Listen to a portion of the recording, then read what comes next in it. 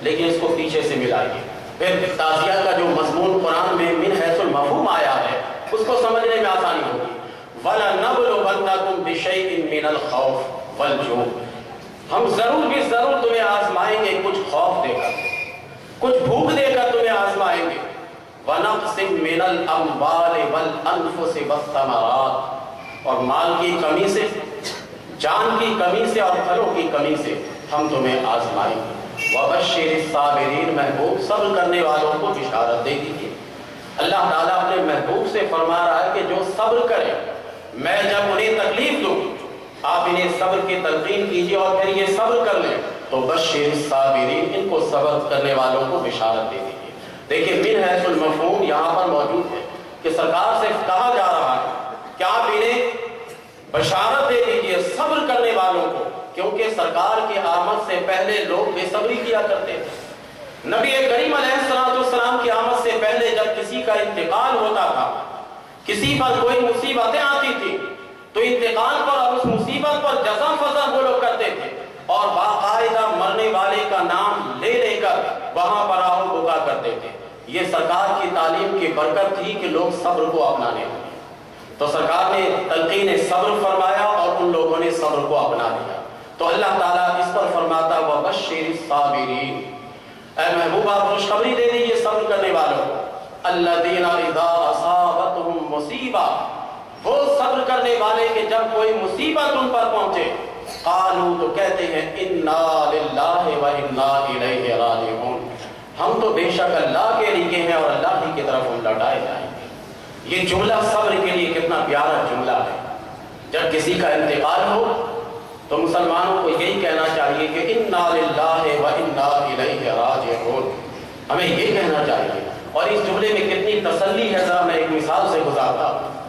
آپ کا ایک بڑا جگری ساتھی آپ سے جدا ہو کر یہاں سے, میں ایک ایسے شہر کا نام لے لوں جو مقدس شہر ہو, مدینے جا رہا ہوں. آپ اس سے رخصت کرنے کے لیے ایئرپورٹ جاتے, آپ اپنے آنکھوں سے آنسو بہاتے, گریہ وزاری کرنے لگتے ہیں کہ میرا ساتھی ہمیشہ کے لیے مدینے جا رہا ہے, میں اب اس سے ملاقات کیسے کروں گا.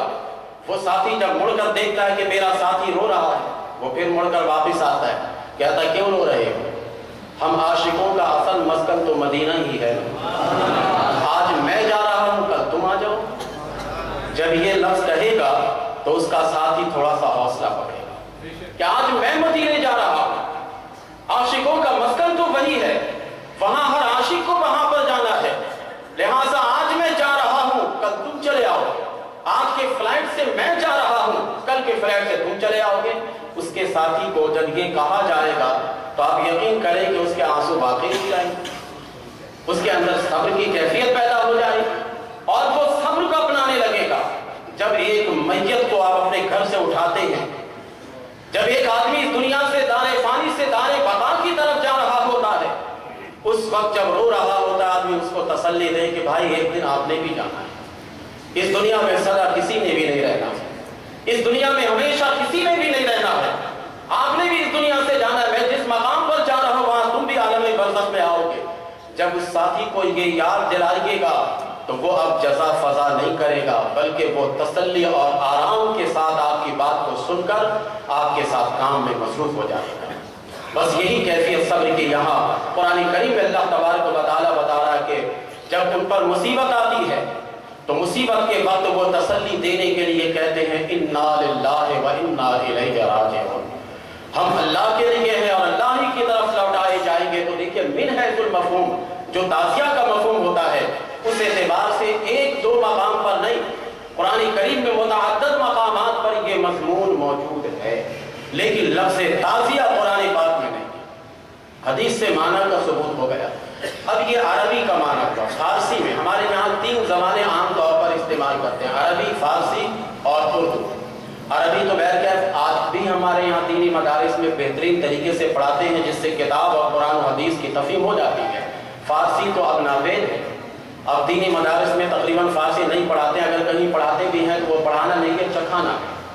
وہ صرف چکھا دیتے ہیں کہ معمولی سی شناخت تو ہو جائے, کہیں پر فارسی کا لفظ آ جائے. تو فارسی میں تعزیہ کا معنی کیا ہے, اس کے بعد پھر اردو میں پھر سمجھ لیجئے گا, پھر میں اصل مدعا تعزیہ داری کی طرف آ جاؤں گا. کیونکہ یہ مضمون اگر لغوی معنی سمجھ لیں تو باقی مضمون سمجھنے میں بھی آسانی ہو. ایسا نہیں ہے کہ یہ میں بے ربط مضمون بیان کر رہا ہوں، بلکہ با ربط مضمون ہے. یہ فارسی میں یہ لفظ اظہار ہمدردی کے معنی میں ہے، اظہار افسوس کے معنی میں ہے.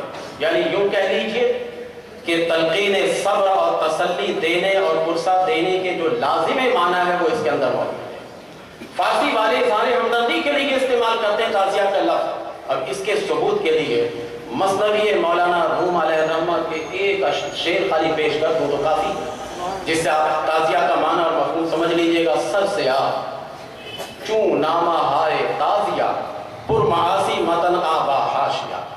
اس شعر میں وہ تعزیہ کے لفظ کو اظہار ہمدردی کے معنی میں لیتے ہیں، اظہار افسوس کے معنی میں لیتے ہیں. تو اس فارسی زبان میں تعزیہ کا لفظ اظہار ہمدردی اور اظہار افسوس کے لیے. اب آئیے اردو جو ہماری زبان ہے، اس میں تعزیہ کا مفہوم کیا ہے؟ اردو میں تعزیہ کا معنی عام طور پر نہیں لیتے بلکہ عام طور پر تعزیہ کا مفہوم لے لیتے ہیں. تعزیہ اردو میں امام حسین رضی اللہ تعالی عنہ کی تربت، عمارت امام حسین رضی اللہ تعالی عنہ کی شبیہ، دریل وغیرہ جو آج کل دیکھتے بناتے ہیں، اردو میں اس کے مفہوم یہی ظاہر ہوتے ہیں. جہاں پر ایک تعزیہ لگاتے اس کو کہتے ہیں. حالانکہ حقیقی معنی جو میں نے شروع میں بتائے تھے اردو میں بھی اسی افسوس، اسی تلقین صبر کے معنی میں ہے. اسی وجہ سے آج بھی ہمارے یہاں تعزیتی اجلاس مناتے ہیں. جب یہ معنی مطلوب ہو جاتا تو پھر یہ اجلاس نہیں کرتے.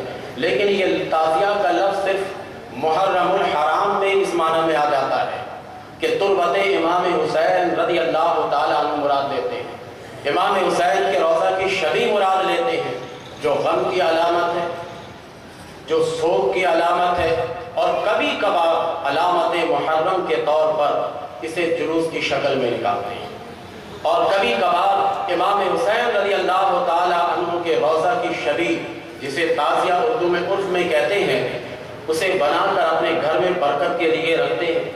اور ترقی کرتے کرتے پھر گھر سے باہر محلہ والے اس کی زیارت کرے، اس کے لیے ایک چوک بناتے ہیں جسے امام حسین کا چوک کہا جاتا ہے، کبھی اس پر رکھتے ہیں. عام طور پر ہمارے یہاں اردو میں یہ معنی لیتے ہیں. لیکن حیدرآباد دکن سائڈ میں جو لوگ رہتے ہیں وہ تعزیہ کا اردو میں بھی معنی کچھ اور لیتے ہیں. حیدرآباد دکن سائڈ میں جو لوگ رہتے ہیں وہ تعزیہ کے معنی کو ماتم کے معنی میں تعزیہ کا معنی لیتے ہیں. تعزیہ کرنا حیدرآباد دکن والے اس سے مراد لیتے ہیں ماتم کرنا. تعزیہ داری، ماتم داری، سینہ زنی. اور اسی معنی میں ہمارے دوسرے گروہ لیتے ہیں کہ ان کے یہاں تعزیہ ماتم کے معنی میں، سینہ زنی کے معنی میں، سینہ گوبی کے معنی میں ہے. یہ وہ تعزیہ حیدرآباد دکن والے تعزیہ کا یہ معنی بیان کرتا اور اسی معنی کو یہ لیتے ہیں. اور وہ لوگ کہتے ہیں کہ جس کے گھر میں ماتم کرے لوگ مل کر، سینہ زنی کرے لوگ مل کر، اس گھر کو عزا خانہ کہا جاتا ہے. اور جو لوگ یہ کام انجام دیتے ہیں اسے عزادار کہا جاتا ہے.